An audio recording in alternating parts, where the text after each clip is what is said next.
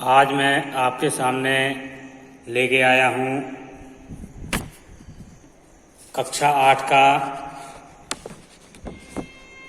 गणितज्ञ ज्योतिषी आर्यभट्ट, जो कल बतलाया था। उसके बाद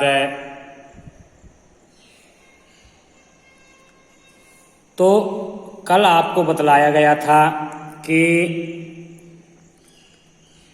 उस टीले पर बहुत सारे यंत्र रखे थे। तो वस्तुतः यह एक वेधशाला थी। उस दिन उन यंत्रों के इर्द गिर्द कई प्रसिद्ध ज्योतिषी और बहुत से विद्यार्थी एकत्र हुए थे। वहाँ के ज्योतिषियों ने हिसाब लगाकर पहले ही भविष्यवाणी की थी कि ठीक किस समय ग्रहण लगेगा, कहाँ कहाँ दिखाई देगा और कितने समय तक रहेगा। आज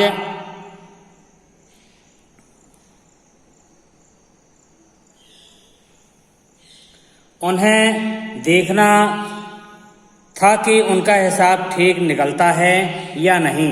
इसलिए सभी उत्सुकता से ग्रहण के क्षण का इंतजार कर रहे थे। कुछ आचार्य और विद्यार्थी चर्चा कर रहे थे कि ग्रहण क्यों लगता है। तो कुछ कह रहे थे, धर्म ग्रंथों में लिखा है कि ग्रहण के समय राहु नाम का राक्षस सूर्य और चंद्र को निगलता है। हमें धर्म ग्रंथों की बातों पर यकीन करना चाहिए। तो कुछ तो बोल रहे थे कि हमें धर्म ग्रंथों की बातों पर यकीन करना चाहिए, मगर वहाँ एक तरुण विद्यार्थी ऐसा भी था जो अपने साथी विद्यार्थियों को समझा रहा था कि पृथ्वी की बड़ी छाया जब चंद्रमा पर पड़ती है तो चंद्र ग्रहण पड़ता है। इसी प्रकार चंद्र जब पृथ्वी और सूर्य के बीच आता है और वह सूर्य को ढक लेता है, तब सूर्य ग्रहण होता है। आज भी ऐसा ही होने वाला है। कोई राहु नाम का राक्षस सूर्य को निगल जाता है, ऐसी किंवदंती है। तो जब सूर्य को चंद्रमा ढक लेता है तब सूर्य ग्रहण पड़ता है। ग्रहणों की वैज्ञानिक व्याख्या करने वाले उस तरुण पंडित का नाम था आर्यभट्ट।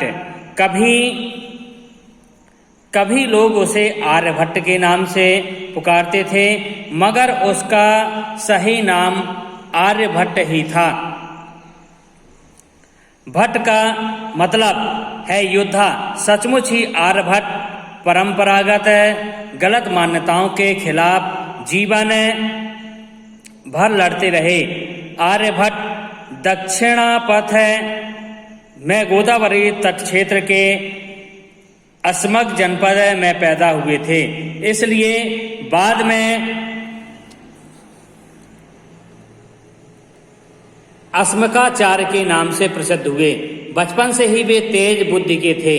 तो आर्यभट्ट जो थे, तो हम लोग भट्ट शब्द का उच्चारण करते हैं, पर वास्तव में भट्ट नहीं है, इनका नाम आर्यभट्ट है। बचपन से ही वे तेज बुद्धि के थे। गणित एवं ज्योतिष के अध्ययन में उनकी गहरी रुचि थी। इन विषयों का गहन अध्ययन करने के लिए ही वे अपने अस्मक जनपद से इतनी दूर पाटलिपुत्र पहुँचे थे। आर्यभट्ट आंख मूंदकर पुरानी गलत बातें मानने को तैयार नहीं थे और अपने विचार बेहिचक प्रस्तुत कर देते थे। ग्रहणों के बारे में ही नहीं, आकाश की दूसरी अनेक घटनाओं के बारे में उनके अपने स्वतंत्र विचार थे। उस जमाने के प्रायः सभी लोग, ज्योतिषी भी यही समझते थे कि हमारी पृथ्वी आकाश में स्थिर है। किसी ज्योतिषी के मन में इस सवाल को लेकर कोई नई बात उठी भी होगी तो भी धर्म ग्रंथों के वचनों के खिलाफ आवाज उठाने का साहस उनमें नहीं था।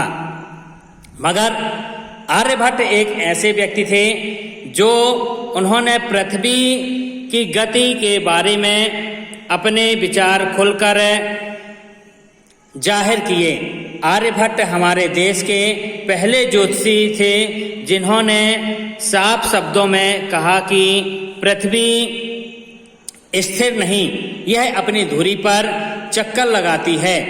तो फिर आकाश के तारे हमें चक्कर लगाते क्यों दिखाई देते हैं? पृथ्वी का चक्कर लगाने का पता हमें क्यों नहीं चलता? तो अब आर्यभट्ट इसके बारे में उत्तर देते हैं। आर्यभट्ट का उत्तर था, समझ लो कि नदी में एक नाव है और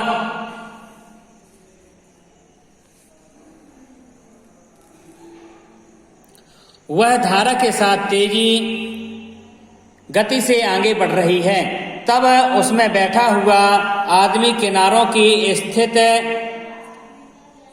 वस्तुओं को उल्टी दिशा में जाता हुआ अनुभव करता है। उसी तरह आकाश के तारों की भी बात है, पर पश्चिम से पूर्व की ओर। उसी तरह आकाश के तारों की बात है, पृथ्वी अपनी धुरी पर पश्चिम से पूर्व की ओर घूमती है और इसके साथ हम भी घूमते रहते हैं। इसलिए आकाश का स्थिर तारामंडल हमें पूर्व से पश्चिम की ओर जाता जान पड़ता है।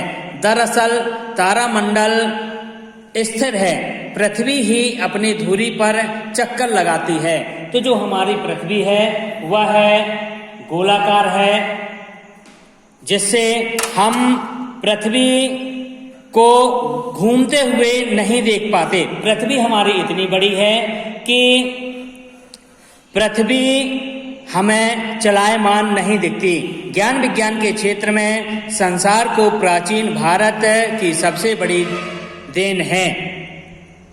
तो जो हमारा भारतवर्ष है वह ज्ञान के क्षेत्र में अव्वल है। शून्य सहित केवल 10 अंक संकेतों से भी संख्याओं को व्यक्त करना, इस दार्शनिक स्थानमान अंक पद्धति की खोज आर्यभट्ट से 3-4 सदियों पहले हो चुकी थी। आर्यभट्ट इस नई अंक पद्धति से परिचित थे। उन्होंने अपने ग्रंथ के आरंभ में ब्रंद, ये संख्या जो आप देख रहे हैं ये, यानी अरब तक की 10 गुणोत्तर संज्ञाएं देकर लिखा है कि इनमें प्रत्येक स्थान अपने पिछले स्थान से 10 गुना है। आर्यभट्ट के साथ हमारे देश में गणित ज्योतिष के अध्ययन की एक नई स्वस्थ परंपरा शुरू हुई थी, मगर बाद में हमारे देशवासियों ने आर्यभट्ट और उनके आर्यभट्टीय ग्रंथ को लगभग भुला ही दिया था।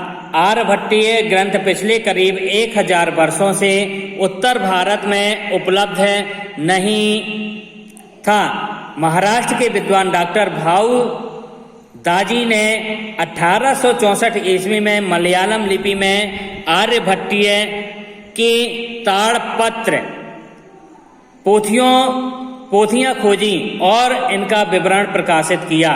इसके बाद ही विद्वत जगत को आर्यभट्ट का सही परिचय मिला। बहुत से लोगों को तो इस महान गणितज्ञ ज्योतिषी के बारे में पहली बार उस समय जानने को मिला जब भारत के पहले कृत्रिम उपग्रह को आर्यभट्ट नाम दिया गया और उसे 19 अप्रैल 1975 को अंतरिक्ष में छोड़ा गया। तो जो हमारा कृत्रिम उपग्रह आर्यभट्ट है वह अंतरिक्ष में 19 अप्रैल सन 1975 को अंतरिक्ष में छोड़ा गया।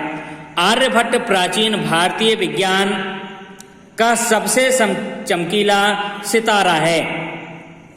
तो इस वीडियो में आपने देखा कि आर्यभट्ट ने हमारे देश को क्या दिया, इस विश्व को क्या दिया। तो यह वीडियो यहीं पर समाप्त होता है। आप घर में रहें, स्वस्थ रहें, स्वच्छता का विशेष ध्यान दें। जय हिंद, जय भारत।